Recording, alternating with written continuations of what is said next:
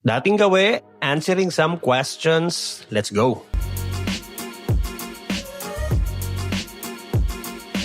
Una, from Mark Nansag, bakit walang Finals MVP si Bill Russell? Oo nga naman, yung award pa naman ay pinangalan ng Bill Russell NBA Finals Most Valuable Player Award para parangalan si Bill Russell bilang isa sa pinakamahalagang player sa kasaysayan ng liga.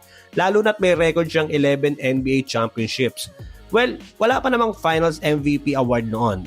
Hindi umiiral ang NBA Finals MVP noong karamihan ng panahon na naglalaro si Bill Russell. Ang award na NBA Finals Most Valuable Player ay unang ibinigay noong 1969 at iyon ang huling season ni Russell sa NBA.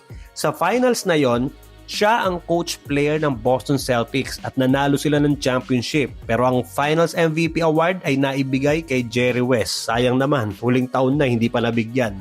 So Boston ang nag-champion, talo ang Lakers pero sa Lakers kumuha ng Finals MVP. Na unusual kasi sanay tayo na ang Finals MVP ay binibigay sa team na nag-champion. So si Jerry West ang pinakaunang nanalo ng Finals MVP. Kaya kahit sobrang dominante si Russell sa Finals noong 60s na may 11 championship nga, hindi siya kailanman nagkaroon ng pagkakataong manalo ng Finals MVP dahil hindi pa nga umiiral ang award noong panahong nananalo siya ng kampyonato. From Jojo Aborde, bakit magaling ang mga European country pagdating sa basketball? Well, parehas naman magaling ang US players at European players. Ang difference lang, sa US kasi karamihan athletic. Ang mga European, more on basketball fundamentals. System-based ang training, hindi highlight-based. Sa Europe, bata pa lang ang players tinuturuan na ng tamang spacing, ball movement, team defense at decision making. Hindi sila more on ISO, teamwork talaga ang ini-emphasize nila. Tsaka sa US, ang ginagamit ay school system. Sa Europe, club system. Bata pa lang, kasama na sa professional club system. Araw-araw exposed sa structured coaching o parang football academy ang setup. At dahil nga mas priority ang fundamentals kaysa athleticism, hindi required maging sobrang bilis o mataas tumalon agad. Ang tinitingnan muna ay kung marunong ka ba magbasa ng laro o marunong ka ba pumasa at pumwesto. For example, si Luka, hindi pang highlight ang mga plays niya. Parang tamad pa nga minsan tingnan, ang bagal o minsan parang boring pero effective. Magugulat ka na lang 40 points na pag ganun-ganun lang sa court. Tsaka isa pa, napansin ko lang sa Europe umiiral ang coach-driven culture. Coach ang boss, hindi superstar. Walang special treatment. Kahit sikat ka na, kailangan mo pa rin sundin ang sistema. Magaling din ang mga American players. Magkaiba lang sila ng style ng mga ibang Europeans dahil sa sistema, fundamentals at basketball IQ na hindi lang nakadepende sa talent o hype. Ito galing kay paring Raf. Pwede ba maging Rookie of the Year ang mga undrafted? Oo naman, walang rule ang NBA na nagbabawal dito. Lahat yan sila, mapa first round, second round, undrafted, basta first NBA season mo, considered ka as rookie. Kahit nga yung na-drop ng previous year at na-injured at this season pa lang magde-debut, considered pa din as rookie. So lahat may chance. Pero sa history, wala pang undrafted player na nanalo ng Rookie of the Year. Bakit? Mas maraming minutes at opportunity ang high draft picks. Ang mga undrafted players, madalas role player muna o bench role sa rookie year.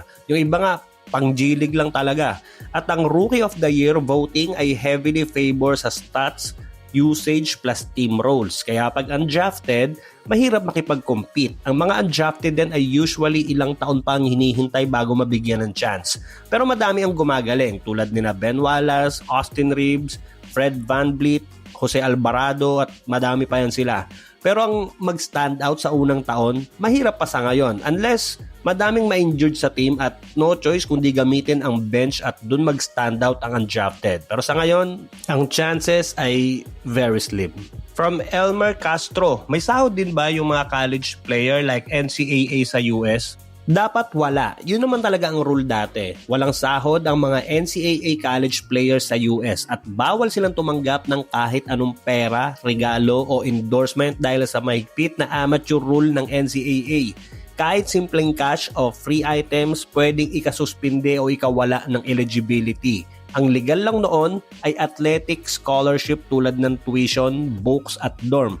Pero hindi ito tinuturing na sahod. Pero nagbago na ang sistema noong 2021 nang payagan ang name, image, and likeness o yung NIL.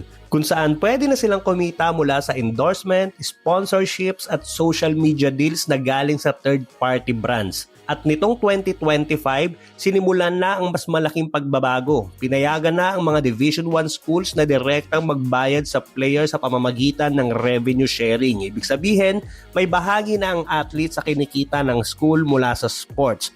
Bukod pa ito sa scholarships at NIL. Pero hindi pa rin siya katulad ng full professional salary. So, yun na lang muna. Keep on commenting mga quiz. Nire-reserve natin lahat ng mga tanong. Masyado lang madami. Pasasaan ba at masasagot din natin lahat.